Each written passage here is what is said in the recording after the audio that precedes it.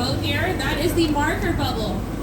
And I'm not seeing any boat traffic right now, so I'm sure the surface officer is going to give them the clear to surface. So the submarine will be coming up very, very shortly. You'll start to see the water kind of get lighter and lighter as the sub makes its way up to the surface.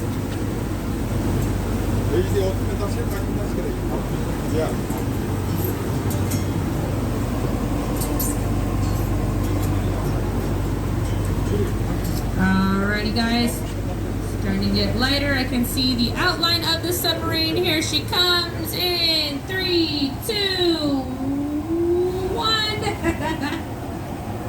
Alrighty guys, there it is, the mighty Atlantis 14. That is the world's largest passenger submarine. It's actually in the Guinness Book of World Records. So that is going to be your, yeah, what she said. You guys are doing something really cool today. You're going to go on something that's in the Guinness Book. We don't talk about number 13. No, I'm teasing. So we have several outfits, a couple in the Caribbean, one in Guam. We actually have 3 subs here in Waikiki. We have the 14, the 9, and the 7. Alrighty guys, we are going to turn around. Captain, you are all port side. And then over here opposite, all my friends on the right hand side as they're looking up, you're all starboard. Easy way to remember that is both port and left have 4 letters in it. Alright, and guys, I'm certainly going to do my very best at pointing out all the sea life I see today, but there are way more of you than there are of me. So if you see something really cool swimming by, please don't be shellfish. Go ahead and shout that out for everyone to enjoy. I see it like monuments. Alright, so we are approaching our first structures. There's going to be 6 of them. We'll be going down the middle. Alright guys, we don't really know, but we think it might just be the ancient remains of the very first BBC stores here on Oahu. Oh, you're a good crowd already. I love it. No, just kidding, friends. These are what we call our Hawaiian Pyramids. They were the very first structures placed down here in 1989. They're actually a collaboration between Untitled Atlantis Submarines and the students at the University of Hawaii, Manoa. Students were looking to create a research project, see what kind of materials would be best in the construction of artificial reefs. They used concrete and PVC pipes for these reefs here. That's huge. These are huge fish. So you may notice there's not a ton of coral growth out there on these structures. The students later theorized it's because the concrete is just a little bit too acidic for coral to happily grow on. But the fish don't seem to mind. It's still a great habitat for them to come and hide from their predators in. Swimming around up here on top of the Japanese reefs, they have that black spot above their tail. Those are millet sea butterfly fish. They're endemic to Hawaii and found nowhere else in the world. I also see some unicorn fish swimming out there as well.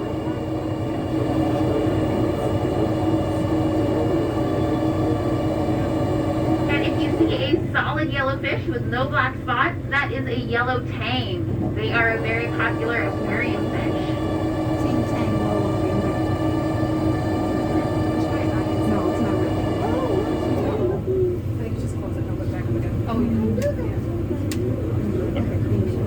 And then we've got some black and white striped fish with that very long white fin on top. Those are all pennant butterfly fish. The fin on top is called a pennant.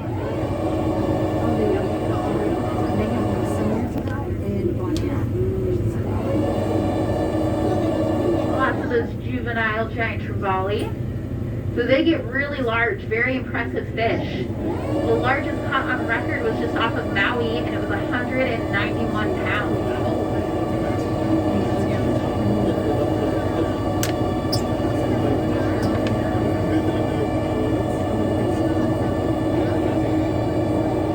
Oh guys, over here on the starboard side we have 2 spotted eagle rays swimming away from the sun. First one is going to be on the starboard side. In just a moment, we'll have a second one coming into view on port side as well. Alright, so you might be wondering how these planes got down here. Kind of seems like they fell right out of the sky. But we actually intentionally placed them both here to function again as an artificial reef. They are both Mitsubishi YS-11s. We purchased them from a company called Mid-Pacific Air that was going out of business. When we originally sunk them down here, they were actually full, complete airplanes. We put them in about 60 feet of water. Then a year later, a big hurricane came through, and she said, nah, I've got a better idea. She probed them up, tossed them around, and this is where the wings landed. You know, now stay by the reef. Same concept out here. Now I want to see the turtle. Well, you see that turtle is still hanging out. You'll also see some white fish out here that have orange around their face and tail. It kind of looks like a triangle in the middle of their body.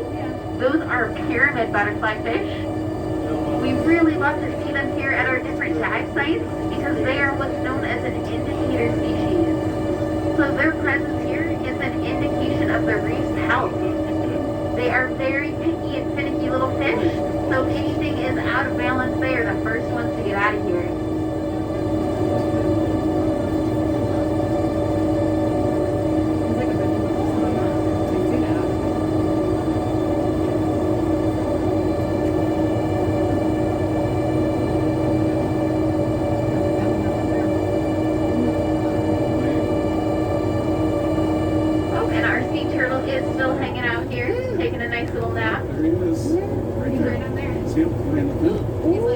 They're able to come down and hold their breath for about 3 to 4 hours at a time. Oh, I see him. Does anyone happen to know the Hawaiian word for sea turtle? Yummy. I actually haven't heard that one before. No, it is actually honu. Honu. I think it's interesting that she's kind of come full circle and is now functioning as a fish habitat down here.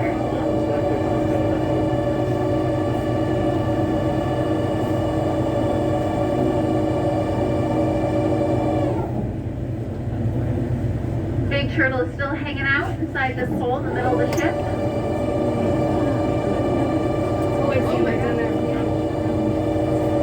Let's see if those other ones are hanging out.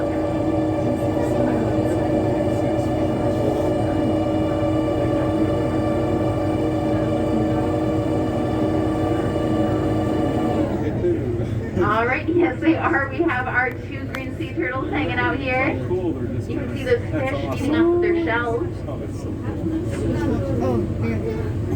That's really important. If too much algae grows on the back of their shells, it'll actually weigh the turtle down and they might not be able to surface to breathe. Oh my goodness. They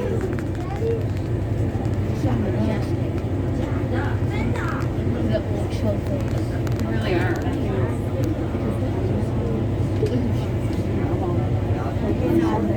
I'll take you to Hawaiian. There's a turtle training station. They are huge. Pull the submarine down. So it takes 3 things to get the submarine underwater. We release all that high pressure air. We are pumping in. Captain Stu is pumping in thousands of gallons of salt water. That gets the submarine heavy. And at the same time, he's propelling the submarine down. So with those 3 elements working together, the submarine can slowly make her way down to the sea. So this is Atlantis 14. You guys know it. It's your largest passenger submarine on this entire planet.